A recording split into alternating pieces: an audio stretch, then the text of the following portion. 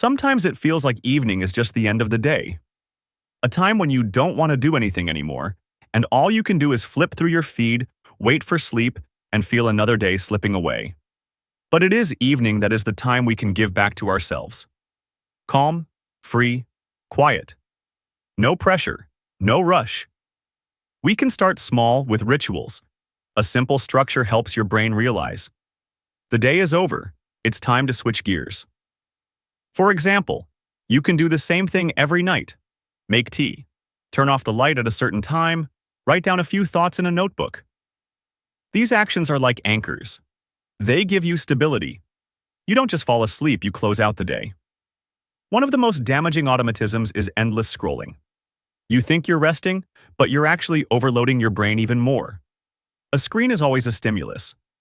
In the evening, it's especially important to create a sense of silence. Try putting your phone away for at least one evening. See how the perception of space changes, how the house sounds when there's no screen in it. It's not a discipline, it's an atmospheric adjustment. If you feel tired all the time, maybe you don't need rest, you need recovery. There is a difference. Rest is a disconnection. And recovery is coming back to yourself. Sometimes all you need to do is just sit in silence and feel that you are there. Close your eyes. Breathe. Not because it's the right thing to do, but because you haven't been with yourself in a while. You can try the technique of internal scanning, walking your attention through your body, noticing where there is tension, where there is heaviness. This simple exercise brings you back to the present moment. And when you're in it, you're truly rested, even if it's only 5 minutes. A good night out isn't always about being alone. Sometimes recovery comes through socializing, but not in a checking chat rooms format, but in the form of real contact. One call to a loved one, with no rush, no distractions, can give you more than an hour on the internet. People are a mirror. Through them, you can hear yourself. There is another way, the creative way. Your imagination works especially well in the evening. This is the time when you can write, draw, design, not for results, but for pleasure. Not because you have to do it, but because you want to live something differently. Even if it's just one page in a journal, or 30 seconds of music you've loved for a long time. You don't have to be productive, but you can be alive. And evening is the best time to remember that. Evening gives you the rare luxury of slowing down. Not to speed up for the sake of getting everything done before bedtime, but instead to allow yourself to do less but more mindfully. Even the simplest things, washing up, cooking, walking to the store, can be a time when you regain a sense of control. It's no longer about a task list, it's about a rhythm, your own. You can turn the evening into a little exploration. How does the body respond to silence? How does your breathing change when you just sit? What does silence sound like in your room? It sounds simple, almost nothing. But it's in that nothing that it's everything. If you haven't written in a while, give it a try. No purpose, no form, just words. Whatever you want to get out. Sometimes thoughts get stuck in our heads because we don't give them form. And when you write, you untangle the knot. It doesn't have to be a journal. It can even be a list. What happened today?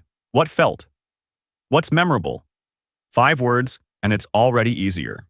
You can also experience the evening in a different way through your body. A little stretching, just stretch like you want to stretch. Walk barefoot across the room. Take a shower, not to wash yourself, but to wash away the day. Close your eyes under warm water and visualize all the tension going away. These actions seem small, but the body remembers it. It knows how to be grateful. If you find it hard to stop the flow of thoughts, don't fight it. Just sit with them. It's like you're looking at a river. You're not jumping in, you're just observing. That's what mindfulness is. Not control, not suppression. It's allowing to be, and in that state, clarity emerges. Good nights don't happen on their own. They can be created.